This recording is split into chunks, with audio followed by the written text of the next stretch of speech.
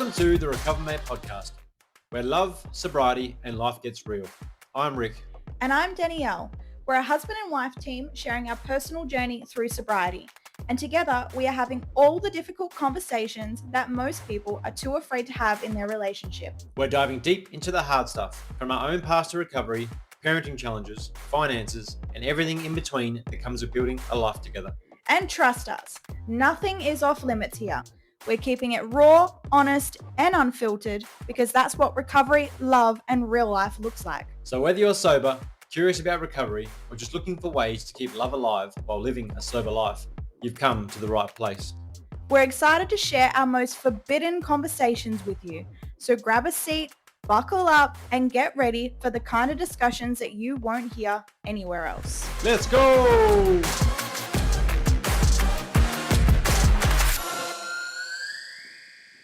Hey guys, and welcome to another episode of the RecoverMate podcast. On today's episode, we're going to speak about the impact that alcohol has on our children. Yeah, and just highlighting our own story and our own experience. Because obviously for most of our kids' lives, or actually all of our kids' lives, up until the point we actually decided to get sober, we were drinking. It was how we connected when we first started seeing each other. It was what we would do after most days, with dinner, with our family, with our friends. So alcohol was very relevant in our lives. And as horrible as it is to say now, that didn't change when our kids came along. So they very much were just in and around that and amongst what was going on, particularly around, you used to do pool comps and things like that. So we would be in pubs with the kids, with other people who were drinking. And I mean, it's crazy to think about now. And it's been a hard road for us, I guess we could say. But in our experience, what we have noticed with our children is behavioral issues. We noticed them fighting more. We noticed jealousy more. We started to just realize that, okay, how present are we? Are we really showing up as the best parents we can be or the best human beings we can be? What type of role models are we? And I think when we really stood back outside of that, particularly when we went through our periods of going sober and then drinking again and then, going sober again, we really could see what the kids were experiencing. It is definitely hard looking back on it now and just being aware of where the kids were and even where we were. Because obviously we were in a tough place ourselves emotionally and even sometimes physically when it comes to hangovers and or being drunk and not being able to get words out or even spend time playing with them. So for us to look back on that, there is some pain there for them, and it is disappointing. I mean, we didn't know any better, and we've done a lot of work now to get where we are now to not put that back on them again. But it is disappointing to look back on and think, how much do you love these kids? How much do you want the best for them, but you didn't show up for them? And you chose a substance over their presence. And I think that's real in today's world. We call it the mummy wines or the mummy drinks or dad's beers or dad's happy juice, whatever it is. And I remember so many weekends where sometimes we'd go out or sometimes we'd just stay home and we would drink and then the weekend was gone. And our kids just kicked around. And I mean, they were happy and healthy and there was always food on the table. They never went without. But it makes me sad that we did miss parts of them and they got to see a lot of that. We just didn't have the energy to get up and go for a bike ride or go down to the park because you're hungover. Yeah, I would agree. That's not great. And in a weird way, we trump it up till we're so tired or we've had a hard week, we deserve this, or we need to relax because the kids are stressing us out.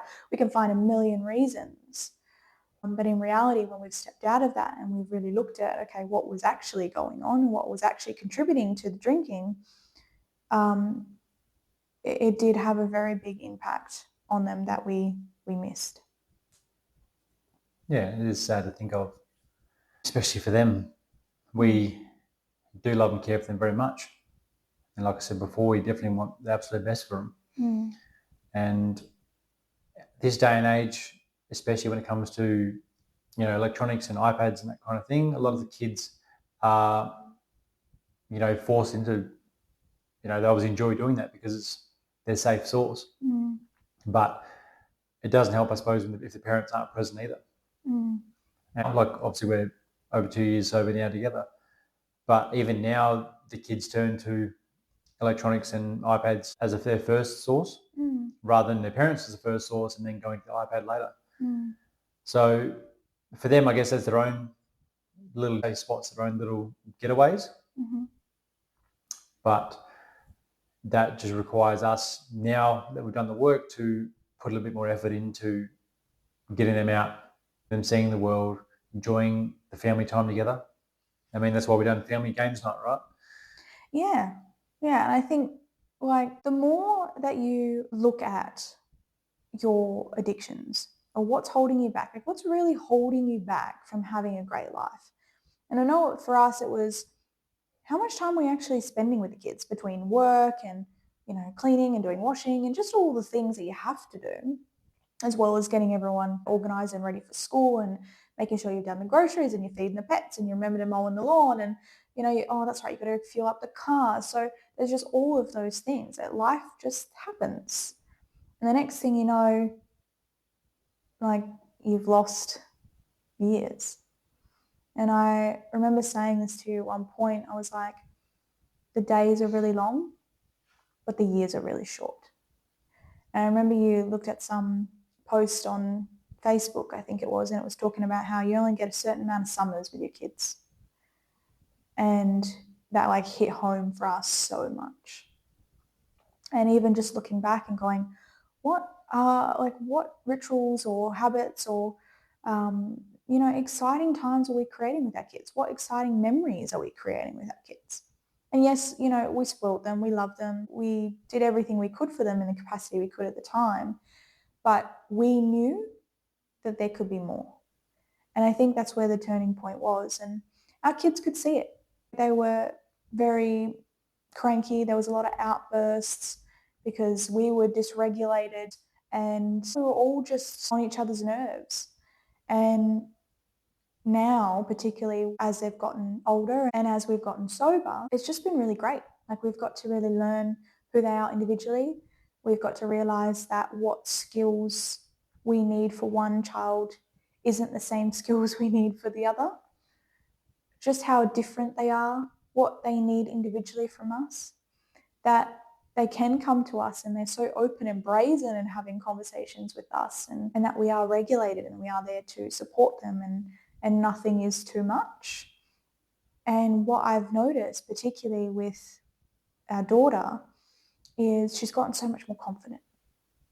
She's just moved school, so she's had to make some new friends, and she's introverted and likes reading, and she likes creating things and being in her room, and she's very just introverted and loves her own internal world. But she just really came out of her shell. She spends more time with us. She comes out and sits with us and wants to be with us. Yeah, and it's really, really lovely, because there was a period of time where she might have been met with, oh, mum and dad can't have the conversation, or they're angry today, or they're tired. Not right now. Yeah, or not right now, exactly. Whether now we actually have so much more capacity because we are more clear, because we aren't drinking, because we are working and healing ourselves, that we have more time and space for them to hear what's going on and be more present, like you said. And I just think that I know that there are people out there that are hearing what we're talking about right now and just know what we're talking about. And it's not to create shame or guilt or to upset anyone. It's just to create awareness. Like, are there things that you're missing with your kids? Are there areas that you need to work on? I know for you, like, when you started drinking, you were quite young and it was a connection thing. So naturally, that pattern you just repeated. Yeah, I know for me in general, like it was me suppressing emotions. So there was obviously a connection thing of why I started drinking in the first place, just to gain connection from those I loved or peers around me or, everyone in between. But it was really, alcohol for me was like a bond. You have bond with people, you have fun with people, you laugh with people, and that was kind of that was really where it came from. Until it got out of control, right? Because it was this fun, happy, go have all this time. That's kind of where it started at. But then when it got to the point where I've now suppressed so much it's now overflowing, that I'd drink and I'd get angry. I'd get more angry. Rather than using the alcohol to suppress the anger, I was now getting more angry than ever because something small would tip me off. I know there's plenty of times I went to the pub or to a friend's party or something like that, and towards the end of the night, you got to a certain point of intoxication, and then the smallest little thing would set me off. And words be thrown around, fists be thrown around, and it'd get pretty narky pretty quickly. Obviously not at home. That was out with the friends or the footy team or whatever it was. It wasn't a at-home thing. And I sort of knew then that there was definitely a problem. I definitely knew before that, but I knew then there was a problem, but it was not knowing how to fix it. So now that we're sober and the understanding and the awareness around what goes with it all, it was dealing with all the emotional side of things that now has to come through. Because I was using alcohol to suppress those emotions. Once I got sober, it was in, now the emotions are going to come. How do I deal with it? But it was actually a lot easier than one would think. I did have to go through my own personal developments and work with it all and work through it all, especially the deeper ones that I've suppressed for so long. But now everyday emotions that pop up, they're a lot easier to handle than they used to be. I'd have to get alcohol to suppress or remove that emotion for the time being because I couldn't bring that home. I couldn't bring the anger or the fear or the sadness home. And what that's given me now is this emotional intelligence to be able to go to the kids and have conversations with them if I'm something I'm upset about that they've done. It's not going and yelling at them, having a go at them about it. It's really about explaining to them why I feel the way I feel. And I know you don't like to be yelled at. This is explaining to the children, I know you don't like to be yelled at, so I'm not here to yell at you. I'm here to have a conversation with you and have your input as well as my input into why, where they're both feeling this way, or why the dad's upset for something, or you're upset for something. So what it's given me is this opportunity to actually have a better connection with the kids, because I can have those one-on-one chats and not make it something, not fly off the handle like I might have done before, or not just shoo it away and go, deal with it yourself. It's now, let's sit down together, let's deal with it, let's go through it all and really have that deeper understanding of why we're feeling this way. And it's honestly been really beautiful to see. I watched your emotional intelligence grow so much, particularly since you've been sober.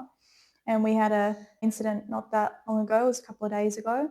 It's so tricky having kids on social media. Even though you can put all the precautions in place, you just never really know. So obviously we monitor our kids on social media, and we got a notification that something had been removed from a group chat, and we were like, oh, okay, that's a bit interesting. And I was definitely not in the place at the time to deal with that. I had my own things going on, and I had the emotional awareness to just go, babe, like I can't handle this right now. Like if I do, I'm going to handle it from the wrong place. And you were like, no worries, I'll go and have a conversation. And I heard you two talking back and forth, and she was trying to explain things, and there was fear for her because she didn't know what was going on. And then you were just reassuring her that you were just trying to find out what happened, and it ended up being nothing. But what it did create was more trust, and what it did cement to us that she is doing the right thing. And it's a tricky thing to navigate. So that's where that emotional intelligence come in, but also utilizing the communication skills that you've developed as well. Like, it's so hard to communicate effectively when you're under the influence. And we know that from time and time again. Like, you might think you've told me something, but then I've been drinking and I forgot, and then vice versa. And we've had this beautiful, deep conversation while we're both having a couple of drinks of wine or beer, and the next morning we've forgotten all about it. So sobriety does create a deeper connection and does open up more possibility for more communication. And I think that you've done that so perfectly with the kids. And I know how important that is for them, because that wasn't there in their earlier years. And the truth is, our kids love us, like all of us. If you have kids, your kids do love you. But sometimes we just let our own shit get in the way of that and cloud that. And we forget just how much they are so forgiving and so loving. And it's when you lean in with love to your kids and you hug them and you be present with them and you play with them. Like, we do a family games night on Friday.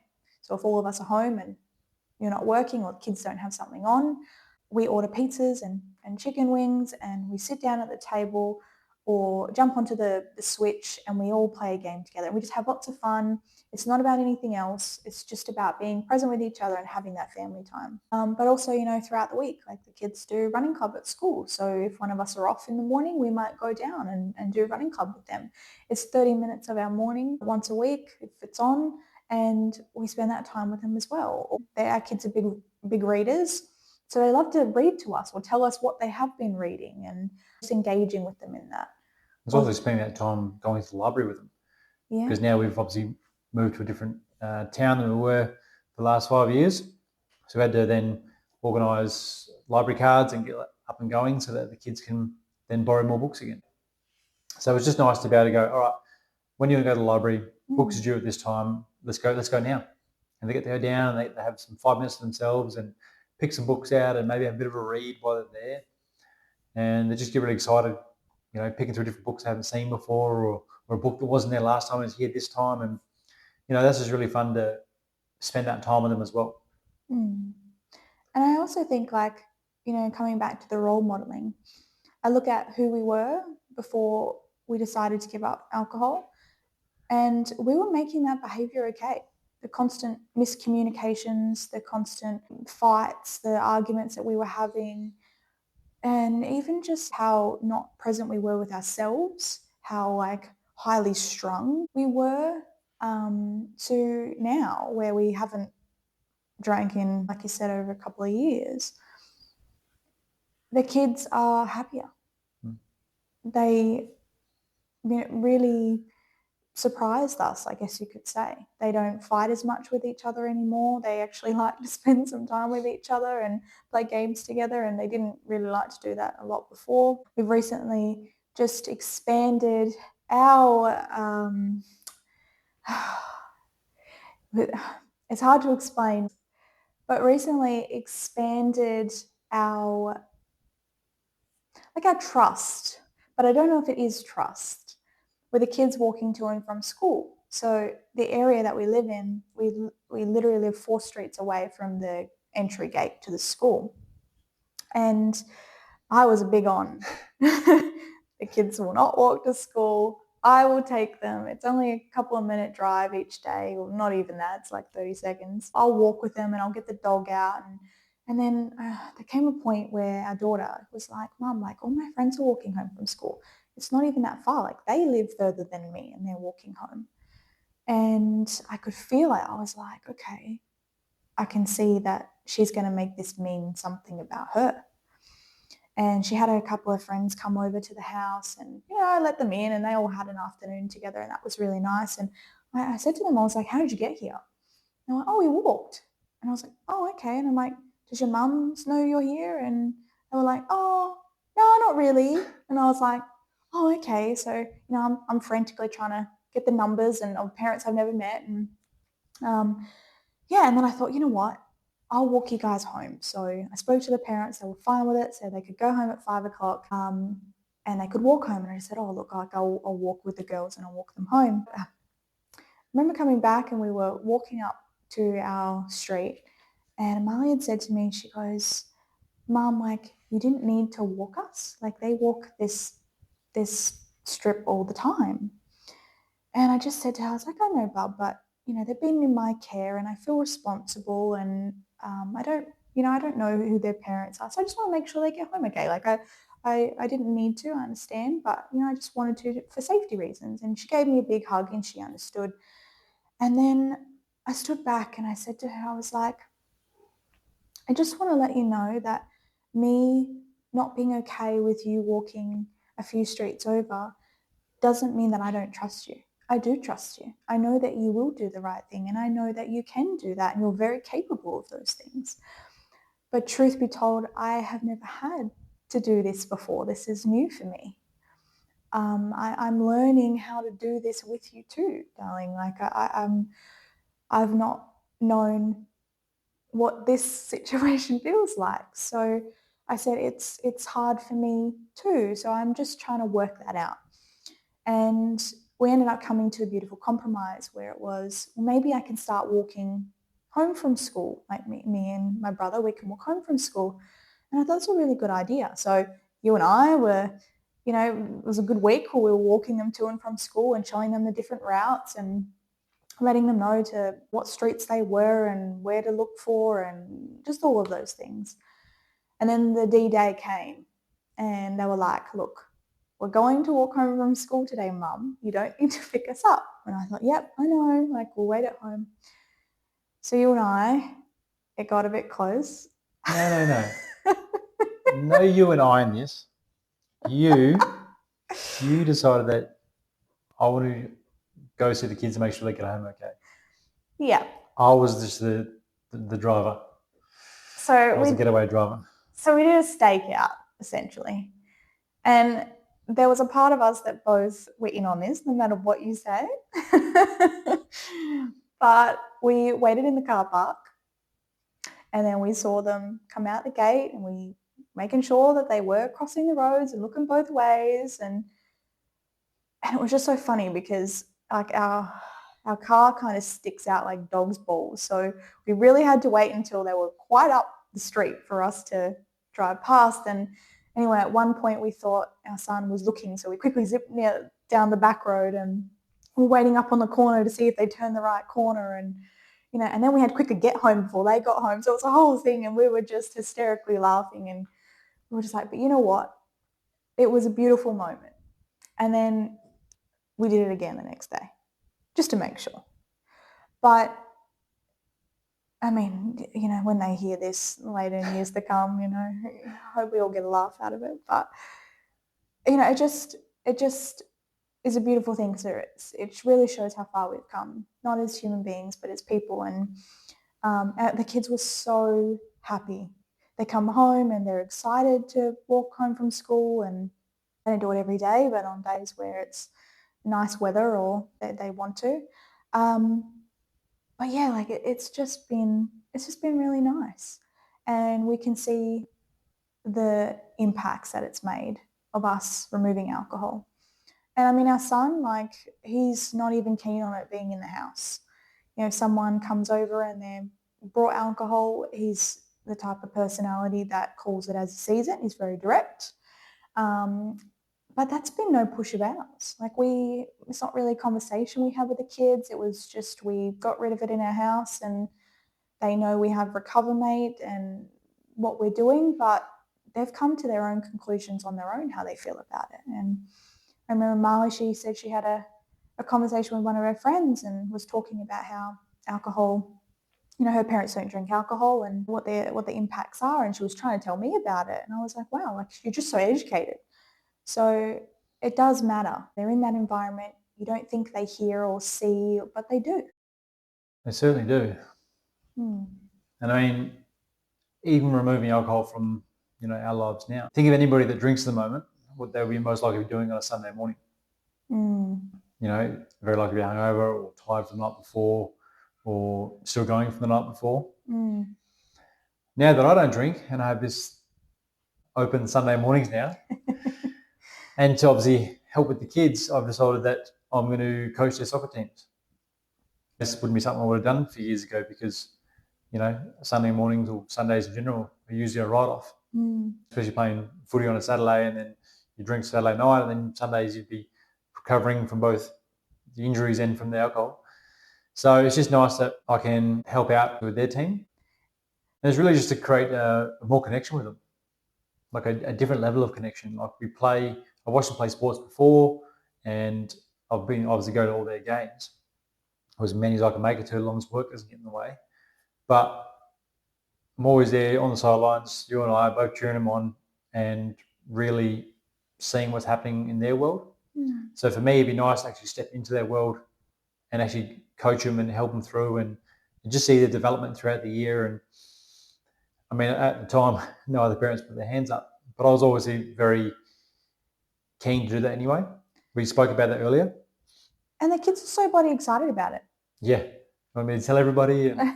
My dad's going to be the coach, and it is really beautiful. It honestly is such a beautiful thing. Yeah, no, I'm definitely looking forward to it. So season starts in May, so we have a few training sessions before now and then. Get to meet all the other kids and the families, and it'd just be a bit of fun. That's why I want to try and make it this year. Under 8s, under 11s is the two groups. So obviously pray for me for that. So that will be fun. So I think the biggest thing that you can take away from listening to this podcast today is just hopping into a bird's eye view or hopping into the observer role and just really have a look at what's going on in your family or in your dynamics. And look at you as a role model, and are you okay with that? What are your kids seeing? And could there be any changes, even if they are small? Because it does matter. And we can tell our kids over and over again, but they don't learn that way. They learn by monkey see, monkey do. So yeah, I suppose we just encourage you to have a look into your own backyard and really just go, okay, could I be doing better here? And how do I do that? Is alcohol taking over my life?